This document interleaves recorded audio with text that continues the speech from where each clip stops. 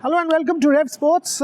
India versus Pakistan is always something to look forward to. And as you can see behind us, Edgbaston Cricket Ground, some time back the press conference got done and Captain Harmanpreet Kaur playing her 10th World Cup.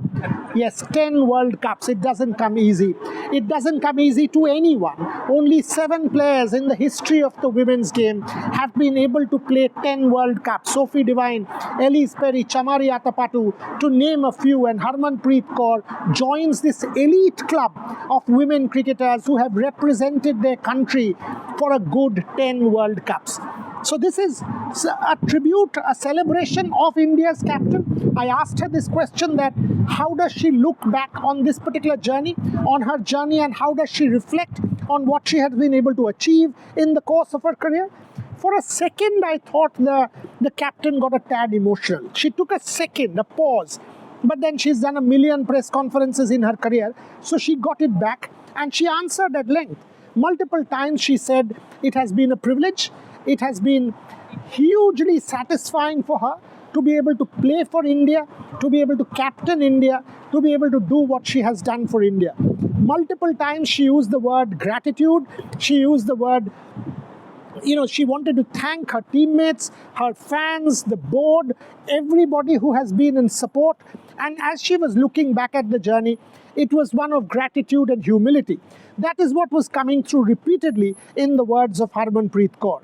And when you understand Harmanpreet Kaur and you try to kind of locate her in the larger macro story, the pantheon, the context, you have to understand that Harmanpreet Kaur presided over a period of Indian cricket, women's cricket, when it became from a sport to a brand, from just a sport to a viable career, to an aspirational story. We all remember 2017 when that Mithali Raj team had come to the UK. There was hardly anybody in the airport. And then when the team went back after coming runner-up in that final 9-run loss to England at Lord's, Jhulan Goswami 10-22-3, they were celebrated stars. And one of the real stars of that campaign had to be Harmanpreet Kaur with that 171. So Captain Kaur, and then fast forward to 2025 on Indian soil, when they turned it around after the 3 losses, going on to win their maiden world title and making history at home. She has absolutely been part of that journey. And that's the journey she was reflecting on, talking about at the press conference. And it seemed that there was a deep sense of satisfaction. 3 things stood out.